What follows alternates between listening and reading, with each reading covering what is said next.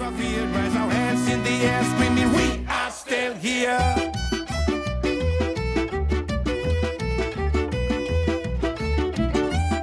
My name is Larissa. I am 26 years old. I am from Lebanon, and I'm currently living in Exeter, the United Kingdom, because I'm pursuing my PhD in politics. So before coming here, I used to work as a research assistant in the political field in an NGO in Lebanon. My focus was on the Lebanese politics, but also on Syrian refugees and Palestinian refugees in the country. Usually, I would just go home, grab lunch, and just go out with my friends, have a beer, watch the sunset, go to the cinema, go shopping. I had a very vibrant social life, Samir, really. Not because it's me, but especially in Lebanon, you are always surrounded by friends.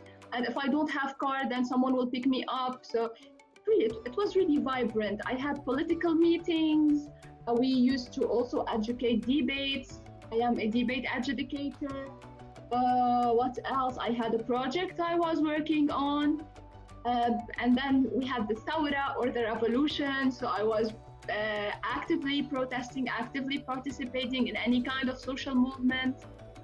That was basically my life before COVID. You know, I always say that with the October Revolution last year, and basically I'm doing my PhD about it, it was the first time in my 26 years when I feel Lebanese, not Christian, not Maronite, not from the north, no, just Lebanese, with no other description. And the feeling, believe me, is unbelievable. The fact that our generation is making this change happen, we are the main players in this change, is really meaningful. Because unfortunately, our parents and our grandparents were raised in a way, they do fear each other. They don't feel secure to live next to each other because this is the culture of war. And this is the culture that was on purpose implemented by our politicians, you know, to divide and rule by the end of the day. So for our generation to be aware that such differences should not divide the country, rather it should enrich it and enrich its culture.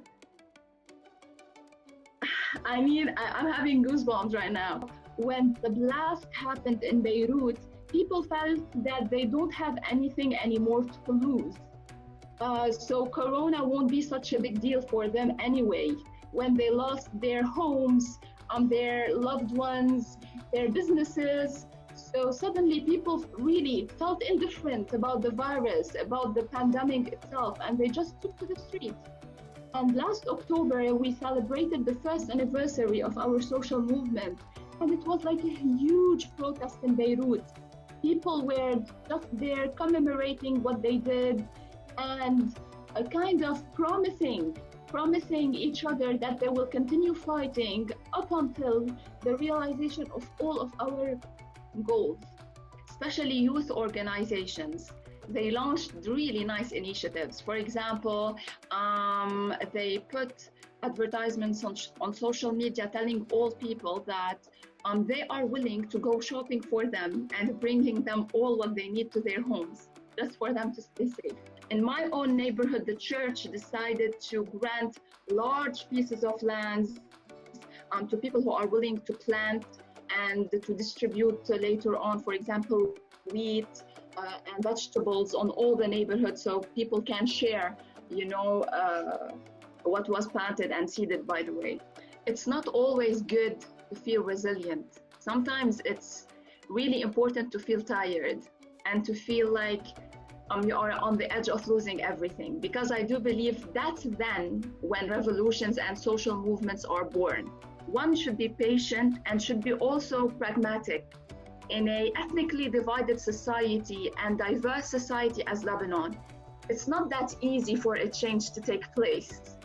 You know, you are talking about 18 religious sects. This is huge. And you are talking about a consociational system that has been there since 1943 with no reform. So basically, it's not logical to ask young people to make a change overnight and like a deep-rooted change. No, it's kind of, we are step by step heading towards the Lebanon we are aiming and we are dreaming of. My ambition is to play a role in a positive political change in Lebanon. This is a dream since I was like a little kid. For the world, I know it's a cliched answer, but basically, Samir, I really dream of peace.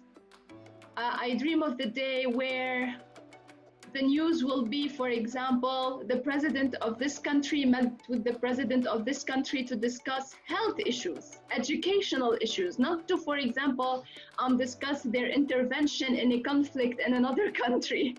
So this is a dream. And I know that always people say, yeah, peace, peace, but no, I really want to feel peace. I am thirsty for peace. I feel this thirst for peace, and it's not there. It's not there. We still have a long way there. But I hope that before I die, at least, I can feel just like, a slight of it.